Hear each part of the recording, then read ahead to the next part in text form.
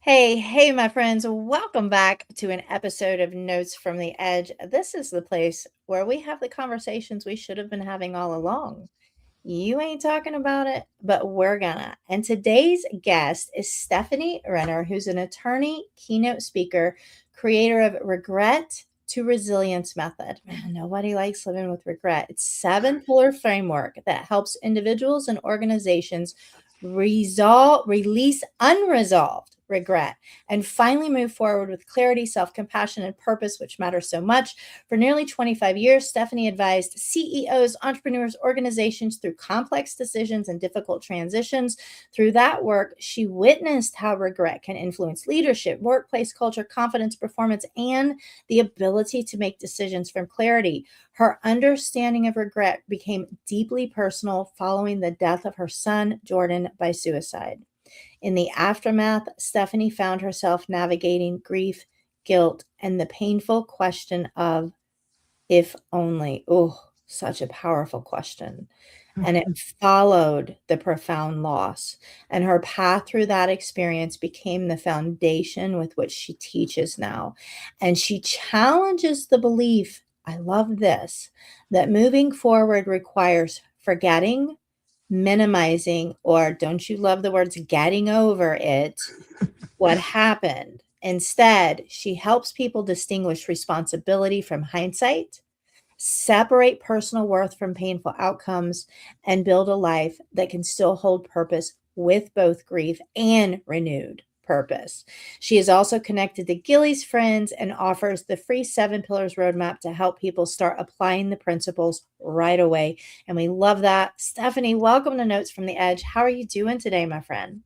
Thank you so much, Lisa. I'm doing great. It's great to be here Yeah. with you. I'm Yeah, excited to have you, and I'm excited about this conversation because I think so many people are stuck in the what ifs and if only, and a lot of regret. And it's a topic we haven't had on here yet. So thank you so great. much for being here for it. So take us back. We're just going to dig right in. You ready? hmm Yeah. Take us back to the moment that your understanding of regret stopped being professional and it became really, really personal. Well, so my son Jordan passed when he was just a couple months shy of his 19th birthday. But this battle with his mental health started long before that. Since the time he was about 11 years old, he expressed thoughts of self harm and suicidal ideation, and sort of frustration, some anxiety, depression, those kinds of things. And we did all the things we thought we knew how to do to try to get him help. And he was such a good kid. He was a rule follower when he was younger. But as he got older, this anxiety, depression, all of it started to play out in him, changing his behavior and drugs and some other bad behaviors. He started to skip school. He just became a much different kid than I had anticipated him being, or anyone had anticipated him being, or honestly, than I think he wanted to be, frankly.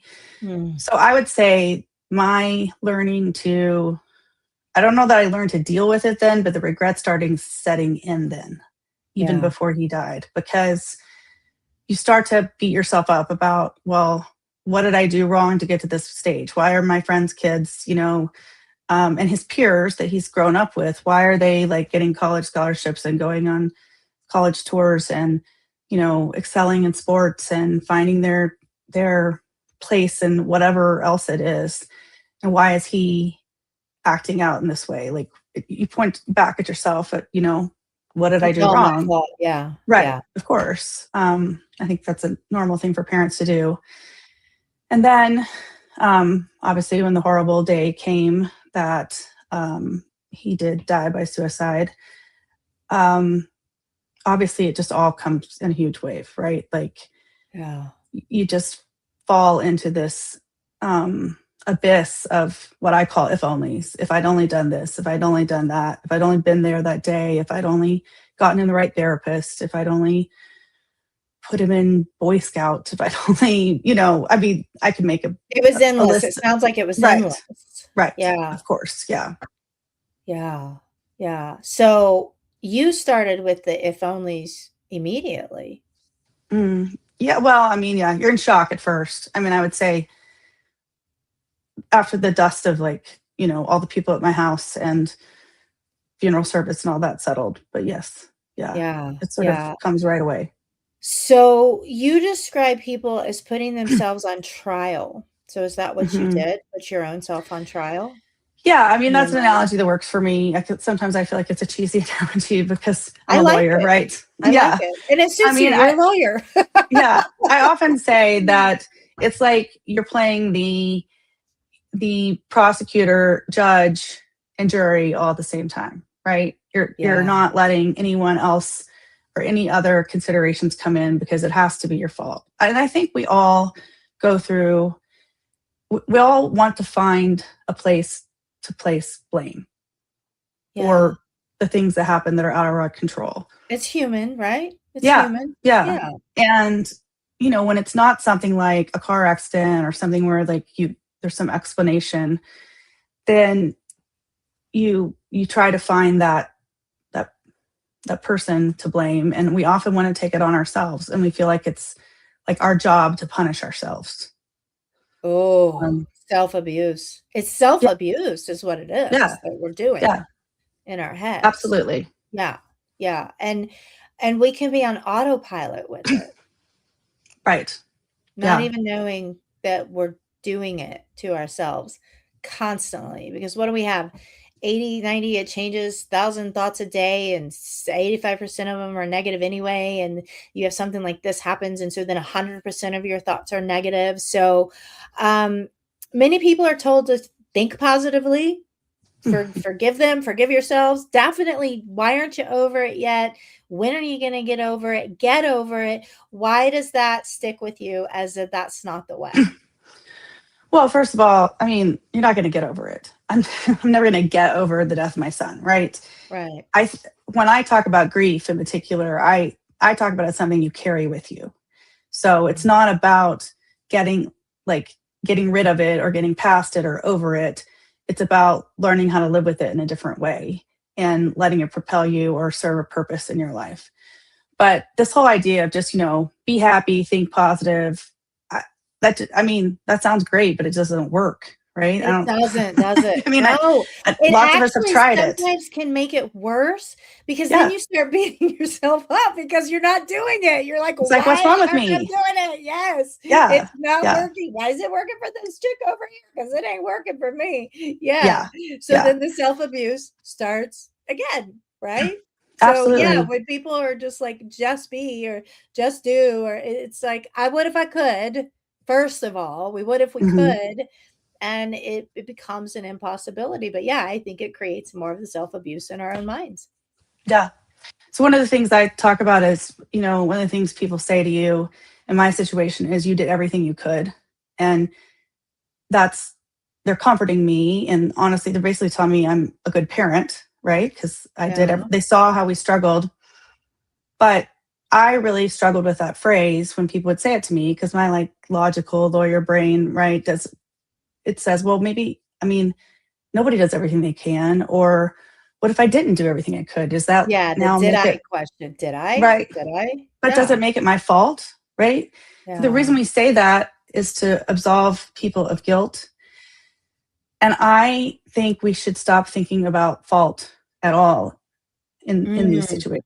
I mean, that doesn't mean someone doesn't take responsibility when there's bad things, when people do bad When things, right? But, accountability is necessary, yes, right, that's part right. of self-consciousness and creating awareness and personal growth. And yeah, but I love that.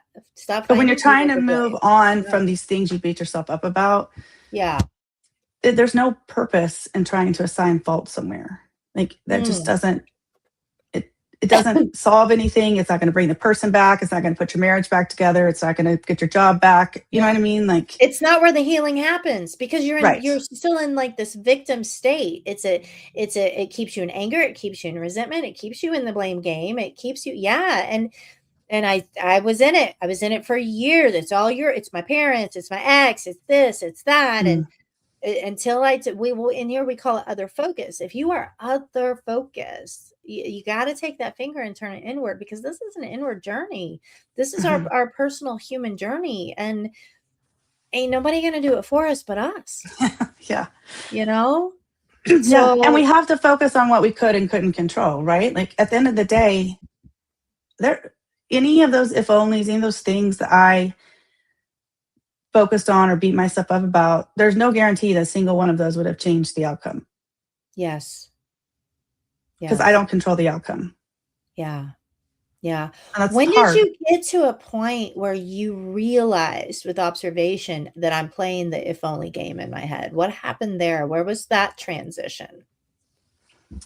Oh, that's a good question. I think I think it was pretty early on, and I say this a lot, you know, it's just been a little over 2 years since Jordan passed. And Oh, a that's lot of people, early. when they hear that, say, oh my gosh, that's so soon and it's still Mm, early and all those things. And that's true in one sense. But when you live with this threat and this disease of mental illness for so long, it's kind of like if someone's diagnosed with cancer, you hope that you're going to get all the treatments and do all the right things and it's going to go into remission, right? But you always know what the potential outcome is. And that is our situation. I lived with this and started grieving and going through this regret process long before he passed, not because I thought it was going to turn out bad. I had a lot of hope actually at the end that it wasn't, but it's still a part of the journey. It's not like when Tiffany, I someone, think that's a really important point yeah. that you had, because you had been going through it since he started showing symptoms at 11. Mhm. So you were grieving the entire time.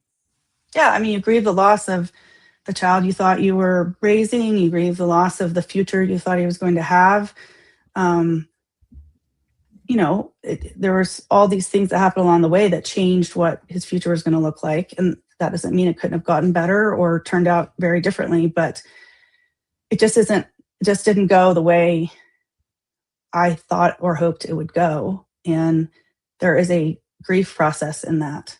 Yeah. Yeah, the entire time. I could see that. I could see that. That's a very valid point. Well, when did you realize that regret was one, okay, so you realized in yourself first, Mhm. and then when did you realize, wow, there's a lot of people stuck in regret and they're playing the if only game. I can help them with my framework. When did that come Mhm. into play and turn your experience into your mission? Mhm. It was a little over a year ago.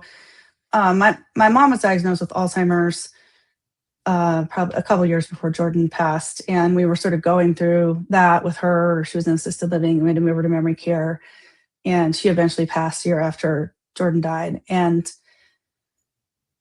it, it was going through the process of not only my grief over Jordan and then having my mother alive and not being able to talk to her about it because we elected not to tell her. That would have there was no purpose. We'd had to tell her over and over again. Um, and then after I had to deal with sort of if I'd only visited her more, if I'd only maybe we put her in a different place, things would have gone differently. I don't know. We had a lot of regret about that too, right? So Mm, it was a lot of talking to other people in that process. I think that caregiving role as children brings up a lot of that. So it was talking to people in that process. It was talking to other moms and parents who've lost children, especially to suicide.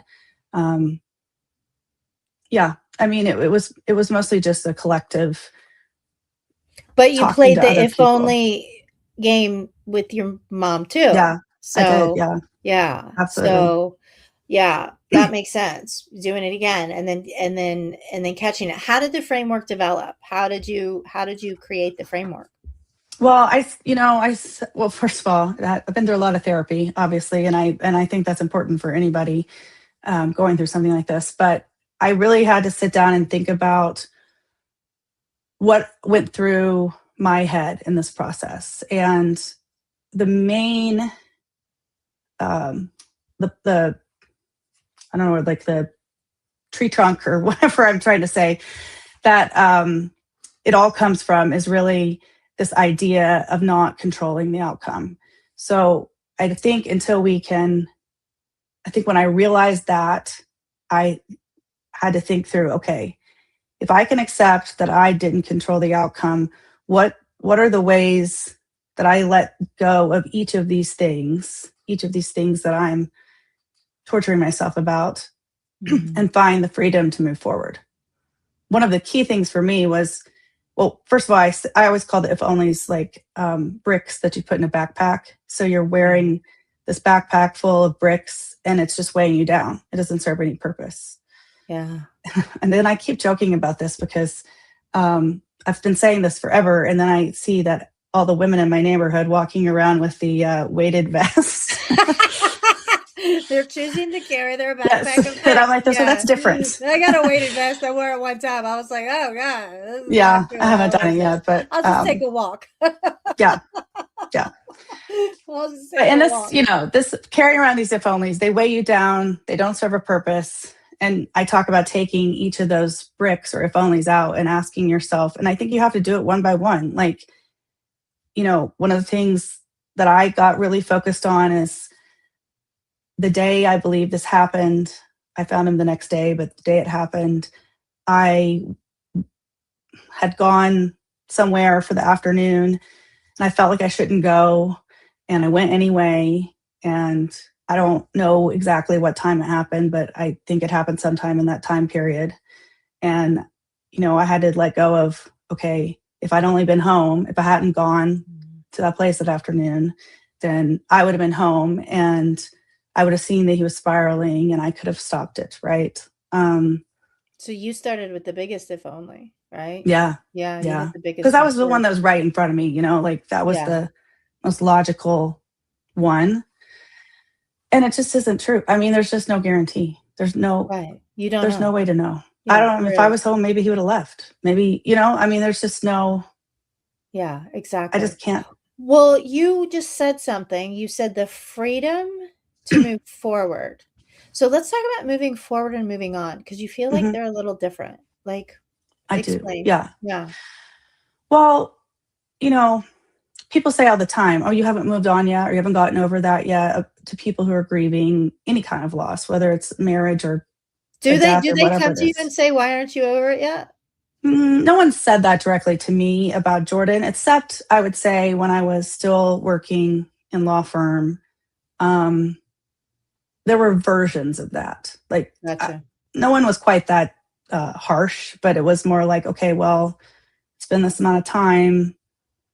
Like, Work to do. get your billable hours back up, that kind of thing. Which, I mean, a job is a job. I partially get that, but it's you don't move on and you don't get over it. So to me, it's I think a lot of people get stuck on that language. I think it's why a lot of people don't allow themselves to move forward because they're focused on this idea that they are somehow leaving behind the memory of the person or the thing or the experience.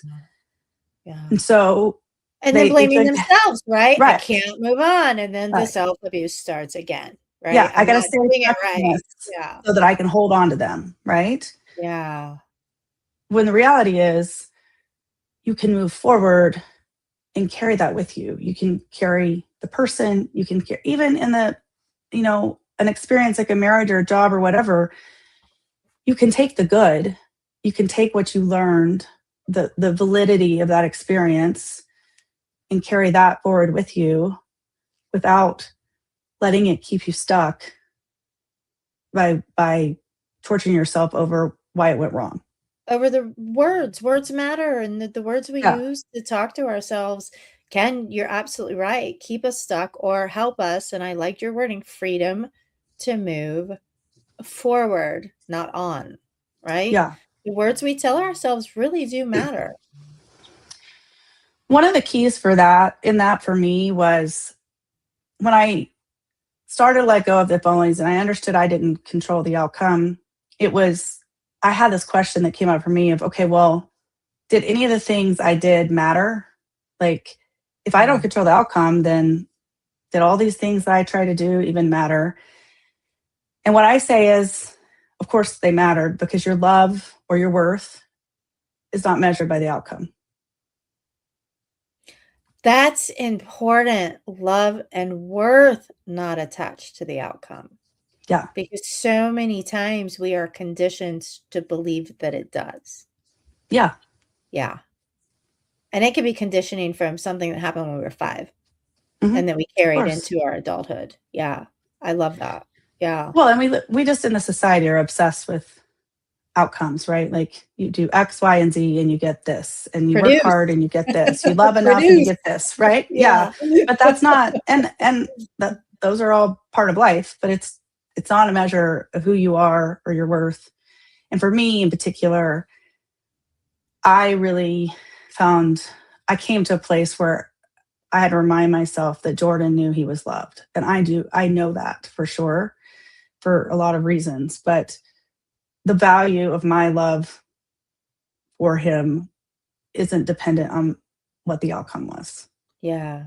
I love that. Don't tie your worth to the outcome, my friend. So that, and speaking of worth, your framework actually separates a person's worth from the outcome or Mhm. decision. So talk about the framework and how you Yeah. use it to help people now. Yeah. So it's just it's a process. I mean, the first I've said repeatedly now is you have to accept that control is only an illusion, that you only have control over a certain amount of things. And really it's kind of we have a very self-centered view of ourselves, right? That we think we control far more than we do. And We have superpowers. right, Yes. and we don't. So we have to understand that. And then I think you have to get honest with yourself and own your part and not anything more or anything less, right? There are circumstances in which you can point to something that you did wrong. Okay, you Fair. did it. Yeah. We can't change it. So it is in the past, period. Like letting yourself sit in that is not serving anyone. Well, But and I but you can't also take always, on oh, go ahead. Go ahead. no, no, but I always say the best apology is just changed behavior, right? If you yeah, feel bad or guilty, right? Not shame, but guilt. I did something that I didn't like. I was an asshole to my husband, whatever. The best apology is change behavior. That's all you got. That's all yeah, you got. That's all you can right. do. Yeah. And we also don't have to own more than what then was our part, right? I mean, Yeah. we so often want to take on what everybody else should have done or could have done or what other people's decisions were, and we don't have that control. Right. So then the third step is to let go of those if onlys. Like I said, it's like you got to take each brick out of the backpack and ask yourself, you got to be honest with yourself. And this is the hard one because Mhm. there are people who are going to get really stuck in saying, oh, I do know this could have changed the outcome. I know it for sure. Right. And I don't know. And I think in rare instances, maybe that's the case, but it is really rare if you're really honest with yourself. Yeah. And when you're honest with yourself and you can put those down, then you can start to feel that freedom. And then the next step is to stop prosecuting yourself. So when you do look at the things that you've owned now, okay, you've apologized for them, you've paid some kind of price for them, whatever it is, you're done now. Like you got to Yeah. stop beating yourself up. You got to stop holding on to that. You are Yeah, you're not not serving. identifying them to use it as further self-abuse. That was not the Right, point of being right, brutally honest with yourself about where you're at. Yeah. right. And Yeah. you're not serving that person or thing or experience or whatever it is by continuing to beat yourself up about it. Yeah. And I And love then, the fact that you started with one if only. When I mhm, first started, uh, an observation, my friends, is not neutral. It's quantum physics, quantum mechanics. The minute you observe it, it's already starting to change for you. So this work that we deny is not as hard as you think. It really isn't. mhm, But Stephanie, I started with the thought, one thought, and it was that I'm so stupid. I'm so stupid. I'm so stupid. It would be on a reel in my head, and I'd catch myself standing in the kitchen, staring at a wall with this. I'm such an F up. I'm never going to have healthy. So I had to start with one thought, and I replaced it with a statement of fact, which is I'm actually a highly intelligent woman. Now I never think that I'm stupid, but it was one hmm. thought at a time. Yeah. That's So I that's good. love your Mm. method of one if only at a time. Yeah, Yeah. I mean, you can't fix it all at once. The other Yeah. thing I'll say is, I don't contend for a minute that this is some sort of magic trick that it's going to go away forever and it's never going to come back, right? I go down this path a lot still. Those if only start to come back, Yeah. and I just have to stop myself and you know be realistic with myself and set it aside. It's a process, and hopefully over time you get even better at it. And I don't know, maybe there's some magic day down the road where they don't ever come up, but I don't think that would probably be very human of me. So Yeah. I think it's never going to completely go away, but Carry it's it with knowing you how to as deal you with it move when it forward. comes up. Yeah. And you get better at it. You do. It's daily Yeah. practice. Some things we will be managing for the rest of this Earth School experience. We just Yes. will. Yeah, we just will. But with the daily practice, we do get better at management of Yeah. it. Yeah. Yeah. And it does, my friends, it does get easier for longer periods of time, right? Hmm. So what Hmm. if you practice this daily, what would have taken me for 3 months now only takes me for half a day, right? Right. So it does, but the hardest part I think is for in your framework is that step 3 Mhm. is the brutal honesty. And then once you're there, it starts kind of snowballing on itself a little Yeah. bit. Yeah. Yeah. Yeah. All right, what's the next step? So the next is to accept that your worth isn't tied to the outcome or determined by the outcome, Love which we it. just talked about, right? Yeah. And Yeah. then the moving forward is not moving on. You got to accept that part.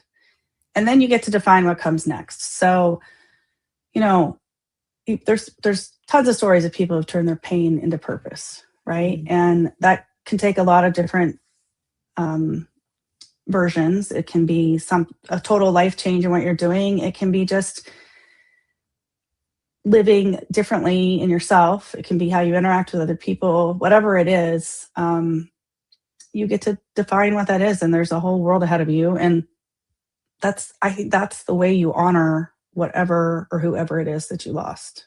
Mm, yeah.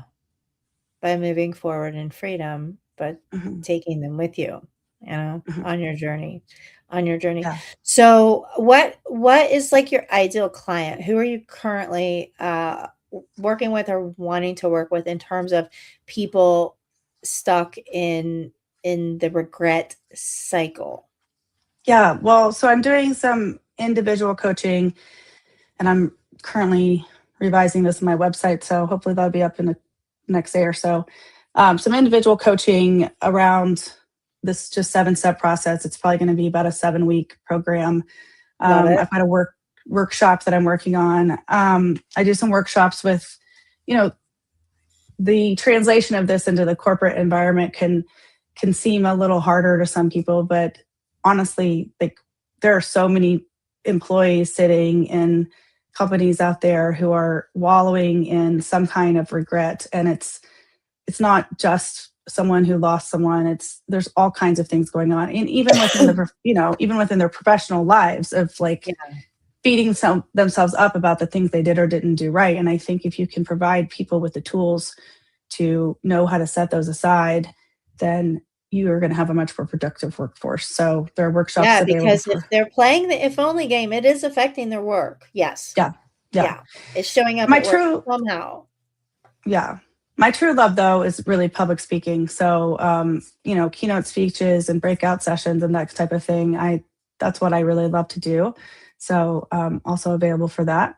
Love it. And yeah, Love it. Love it. Well, how can people reach you? So you've got a new website coming up.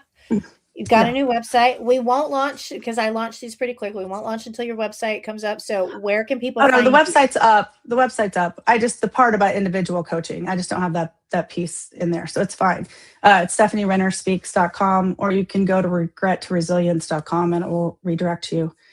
Yeah. And there is a podcast offer. So if you go to StephanieRennerspeaks.com/podcast offer, there will be a PDF that you can download that goes through all 7 steps with a sort of starter question for engaging in this process I to, love it. So they can just to get you started. start, and then when they Yeah, get stuck, reach out to you for absolutely. help and a hand holding through the process. Absolutely. Because guys out Yes. there, listen, please don't try to do any of this alone. Have a mentor, have a coach, have some support underneath you.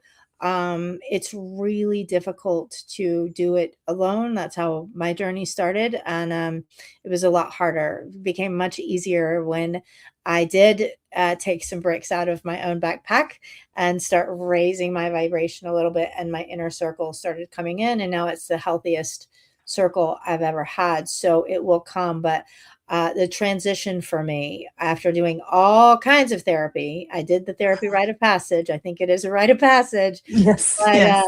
the what got me moving forward finally was working with a transformational coach. That's why I Mhm. became one. That's why I support them so highly.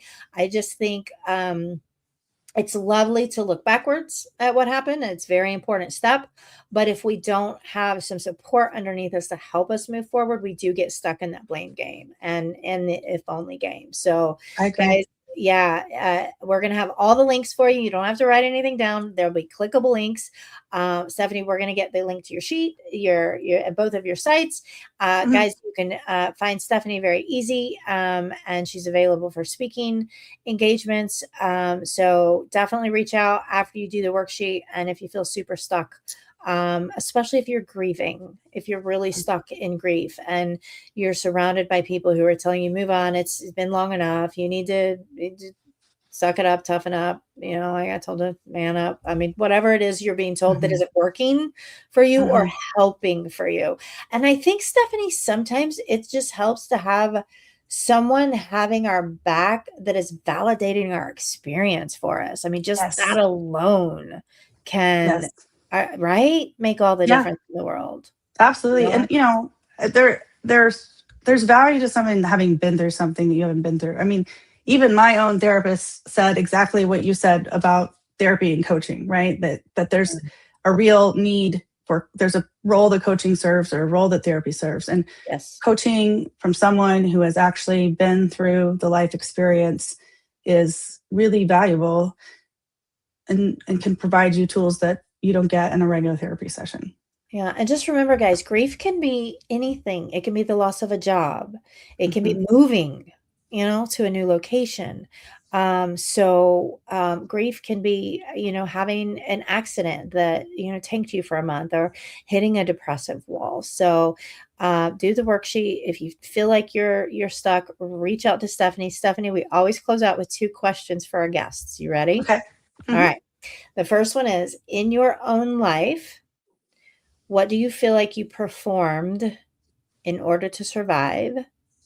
And what did dropping that role mask or performance do for you on your growth journey? Mm. So I performed, I mean, since I've been very young, just having it all together. I mean, that's just Mm.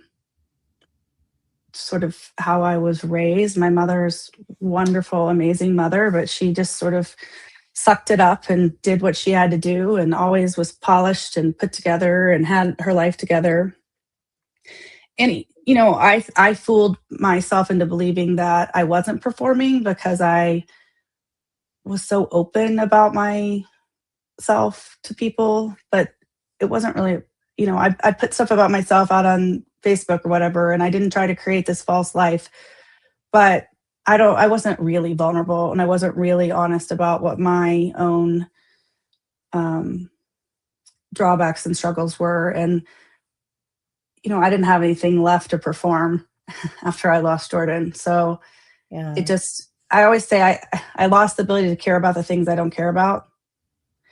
Ah, honestly, that's not a bad place to be because Yeah. we don't need to be caring about the things we don't need to be caring about. And you hit something that I think is so important because I did the same thing in a different way. Nobody knew I was struggling.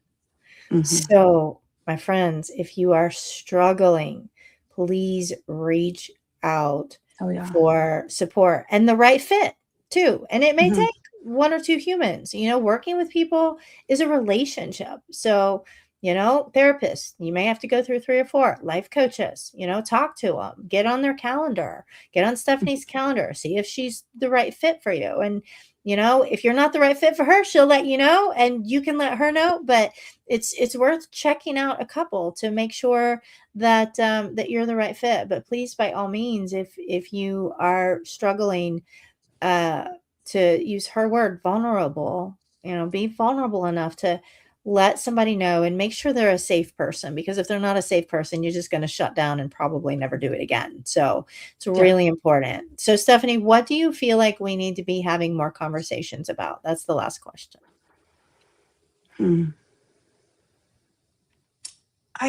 About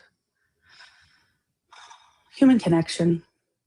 We're so, and this is so cliche, but we're so busy. We're so focused on all the technology and AI and all the things, right? But I just came from the National Speakers Association annual conference, and there was this real feeling among all of the professionals who've talked to their clients that what people are really craving is human connection. Yeah. And so there's this fear that AI is going to take our jobs or whatever it is. I think we need to be talking about how to help people make those connections, because we've lost that ability in a lot of ways. Well, and there's a loneliness epidemic right Yes. now, I really feel. We've Yes. never been so connected, but disconnected, right? Yes. So, yeah, find humans, real humans. Use your AI as a tool, Yeah. but find Oh, I love real AI. humans. Yeah, I wouldn't be Yeah. able to produce what I produce without my AI tool, Mhm. but, this whole podcast exists because of a transitional experience that I had, because I needed more human connection and I wanted Mhm. places for people to have more human connection. So, Yeah. and also I think our conversations deserve more than a 30-second TikTok clip, because they are so nuanced. So, I agree. yeah. So, all right, my friends, listen, I'm going to ask you the same question. All right. What are you performing in order to survive? And what might setting the role masker performance do to help you feel just a little bit lighter? And with that, I'm your host, Lisa Lacy. This has been our guest, Stephanie Renner. And when you find the answer, we will both see you at the edge. Stephanie, thank you so much for joining Thank us. you so much, Lisa. Yeah. Thanks.